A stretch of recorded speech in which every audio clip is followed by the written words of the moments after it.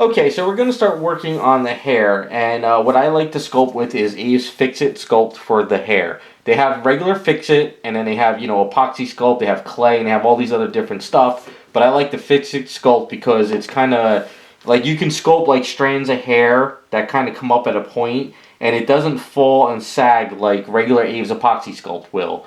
This stuff will sort of sag, but as it starts to, like, as you start to work a hair sculpt and you go through like that 20 minutes, half hour, 45-minute area, an hour, the hair starts to really, and the Aves starts to toughen up, so you can actually start playing with it, and you can get like curves and you can get bends and it won't sag, and I just like it better. It just feels better for hair sculpting.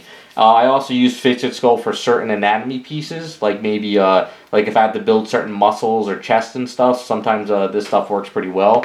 But mostly it's hair. That's just what I like with the hair. I also got two brand new paint brushes. I like to use paint brushes for sculpting. Of course, I'll use some dentist tools, but these are brand new. I haven't used these yet. So I like to use fresh paint brushes for when I do hair to try to get as much detail, but I don't like to over detail either. So it's kind of like we got to find that middle ground. So looking at some more artwork of hers again, we have the sideburns, which we're going to focus on today. Now, some people have hair pieces that come in back behind the ear, and then it goes into a ponytail. So maybe I'll do that, maybe I won't. I'm not really sure yet. I'm kind of looking over this artwork, and I got to get a feel for it as I start sculpting the hair. But I do work in sections. I will work on the sideburns today, let it cure up, and then the next day I'll come back and I'll work on the bangs, and I'll probably start working on these pieces back here while doing the crown, let that cure up. And then another day I come back and we'll start setting up the ponytail and working on that. The ponytail will take a lot more work because it's going to be a lot of layering, let it cure, another couple layers to get some points, another couple layers to get more points and stuff, and it just keeps going that route. But once we start kind of getting around here, if I decide to do any kind of loose hair pieces back here, I'm going to have the statue in position too, because I have to make sure when I sculpt that hair doesn't hit the collar or anything like that. So it's one of those things. So we're going to get some mixed up just a little bit. We don't need much because we're just doing these tonight.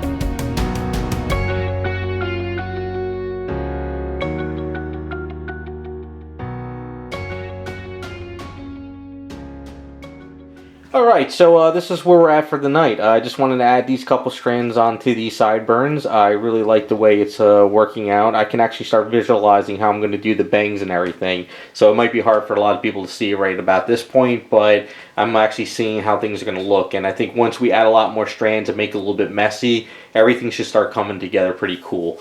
So I did kind of toy with in back of the head a little bit of adding a strand loose over here. I like that idea, but the problem is I realized I should actually sculpt out the hair first that's being pulled into the ponytail, and then add a couple messy strands coming around and like a little bit of bushiness in the back there.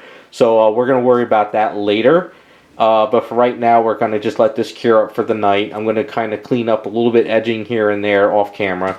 And then tomorrow, if I got a chance where I got like a 2-hour window, really to focus on the hair, I could do it. Because I did this probably in about, I don't know, 15-20 minutes. But if I'm really going to sculpt a lot of hair, I need some time. So that's kind of where we're at. And hopefully tomorrow we can really start plugging away and bring it all together.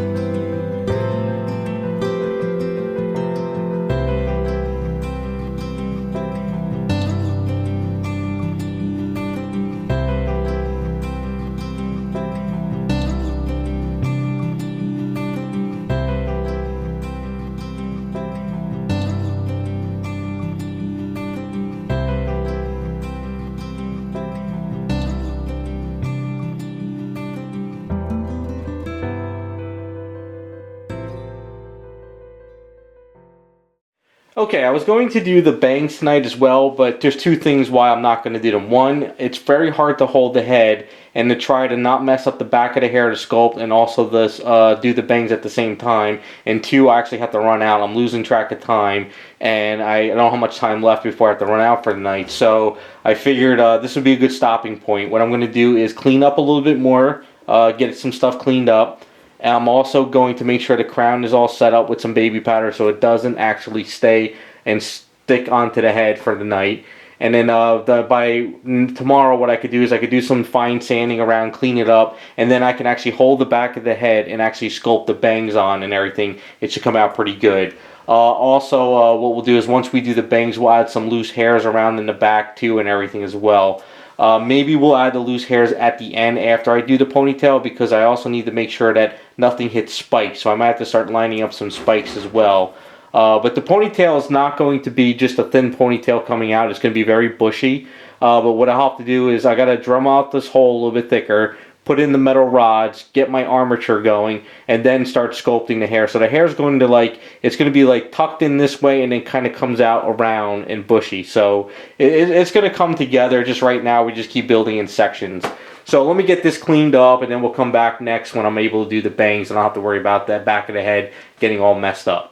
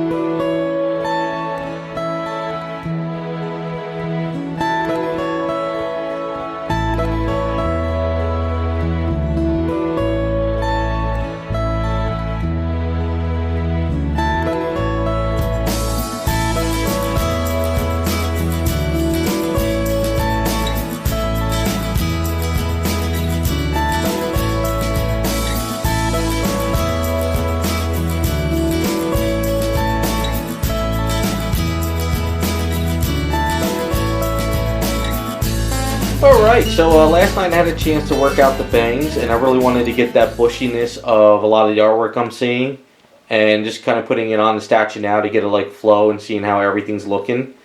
So I think once we do the ponytail, it should come together a little bit more, because right now it just looks like short hair on the statue. So what we're going to do is kind of focus on the ponytail a little bit more.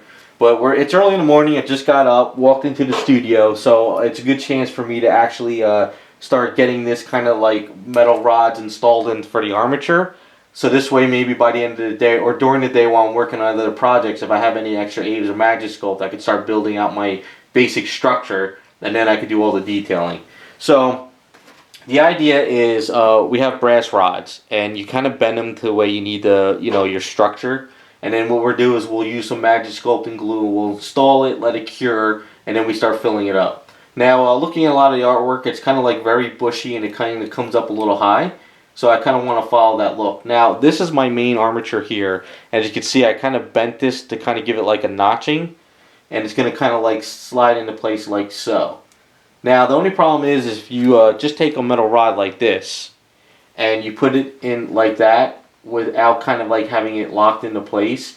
After you build up all your hair and you have like bushy hair this way, and then you have the head here, so you have this kind of like this weak point. So if you put the head in and out and you're kind of not paying attention, you can actually like twist the like Magic Sculpt or an Aves or whatever you use for the hair kind of off the head.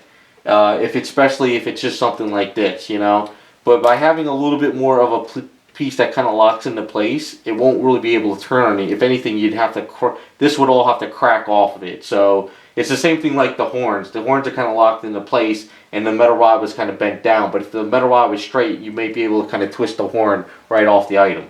So it's kind of like the same principle. Now the other thing too is what I have to think about is, am I going to have the hair kind of flow a little bit, like kind of come this way a little bit more? Am I going to have the hair flow that way, or am I going to have the hair come down? So I'm thinking of having a little bit of fun and kind of like give it a little bit of a twist. So I think I kind of like that a little bit more, because it kind of plays a little bit to more like the motion, like her head's turning this way and the hair is kind of going to flip around and catch up. I mean, you could do it that way, but then it kind of goes against the tail, so I'm kind of like thinking maybe it looks a little bit better like that. So I got to kind of toy with it. But we definitely got to have the hair kind of flow up and come around. So I'm going to kind of start planning this out and get this installed, but maybe I'm going to clean up the head first, and then we'll go from there.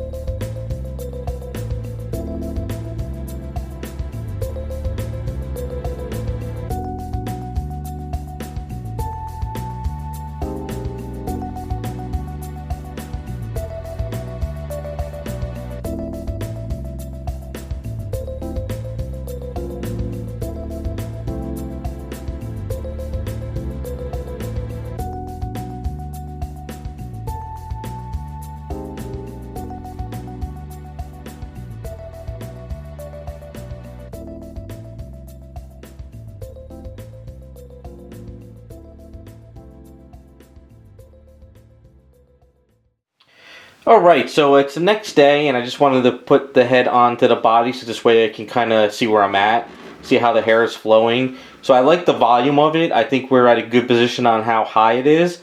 I might build out a little bit more over in here and kind of curve it a little bit more, but I'm not really sure yet.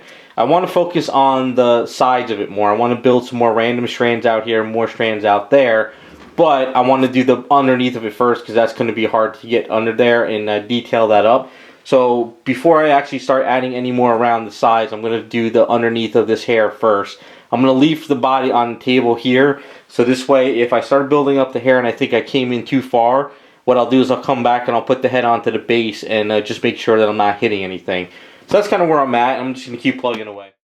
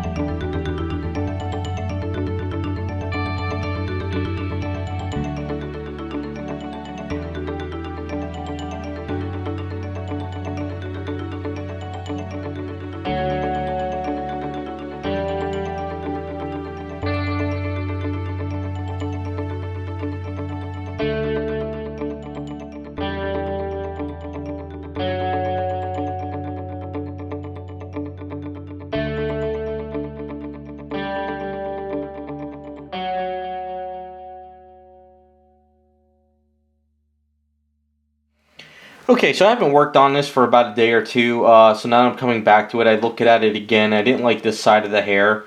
I kind of wanted to get that flow going, and this still wasn't working the way I wanted it. So being right-handed, I can do something this way, but then when I go do the opposite way, sometimes it doesn't work as right. So what I did is I broke out all this hair, this piece that I broke off with the metal rod in it. I just dremelled this out, and what I'm going to do is I'm going to glue this here because I can utilize this on this side of the hair still because it's sculpted and it's got a point on it, so I might as well. And then what I'll do is I'll kind of just re-sculpt this and keep building it up. Sometimes this happens when I sculpt hair. I like the way one way is working, the other doesn't, and I got to dremel it out or re-break it. Since this is kind of like a longer type hair, it's going to take a little bit more work on it. One of the other things too is once we get this side done and I'm happy with it, I want to be adding more random streaks and stuff around here. I'll have to do that off camera because that's just tedious work, and I'll just like add one and then walk away, come back later in a couple hours, add another, and just keep doing stuff like that. So we're going to get this finished built up for now.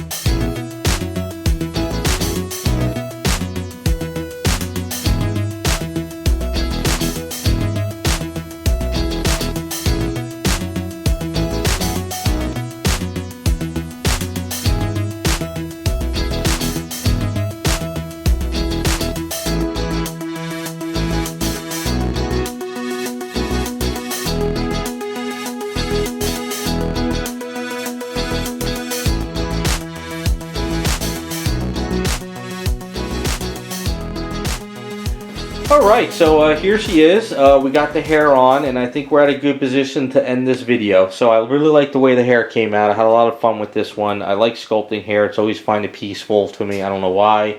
But I added a lot of little strands in here. We have to do some cleaning up in here. But that's like tedious work that's really not worth filming. Because what I need to do today is I need to get into the garage, and I got to prime this up. Now it's very, very cold today. If I don't heat up the garage to prime this up, what'll happen is the primer just bleeds off your item, especially when you have fresh Aves work. Like if I was to prime on over primer that's already cured, it won't bleed as much. Some areas will, but it won't go as much. But fresh Aves like this, it might bleed on you. So I'm heating up the garage, try to get it around, I don't know, maybe around like 60 degrees at least for today, because it's like 25 plus really windy. Once the garage is heated up, I could prime it. I could let this kind of sit like maybe 2 feet away from the heater and let it cure up, and then maybe by tomorrow it'll be nice and cured and I can actually get in there and do more detailing and stuff. Now the other thing too is, if you're going to use like a can primer from my car stuff, like I use like the filler primer area stuff, if you spray in super hot weather like in the sun, or if you spray like in a garage that's like 95 to 100 like my garage gets in the summer, the problem is the particles will dry before it hits your item, and it just starts to like dusting all over your item, and you don't want to do that either. So in the summertime, I always prime early in the mornings if I can, because it's nice and cool and it hasn't gotten hot yet. And then in the winter time, I got to heat up the garage. So like spring and fall, when you get that nice 62 to 78 degree weather, you're good to go and outside. I don't prime inside because those fumes are just too potent. So that's where we're at there. What's going to happen next is when we come back, we're going to focus on the left hand, because that's going to change. My original idea wasn't going to work. We'll explain that in a video. And then we're also going to work on the base too. I got a cool idea what I want to do with the base, so I'm not sure yet if I'm going to utilize this base or if I'm going to make up a generic resin circle base that you can use these tins you get at like Home Depot, like for cakes and pizza stuff. So we'll go over that as well. And then we also have to see if I need to change up the key too in there, because I don't like the way that one key is with a circle. So we have to go through all that. And then once we get the hand done, we get the hair fine-tuned, we get the base done, it'll all be a matter of detailing up the statue, cleaning it up, making sure everything's nice and smooth, there's no caked up resin anywhere, there's no scratches. Also start prepping up all the spikes holes so we can get those to be installed once it's painted. And then that's where we're at. So hopefully you like the hair. Thanks for watching, and we'll be back soon with the rest of the series.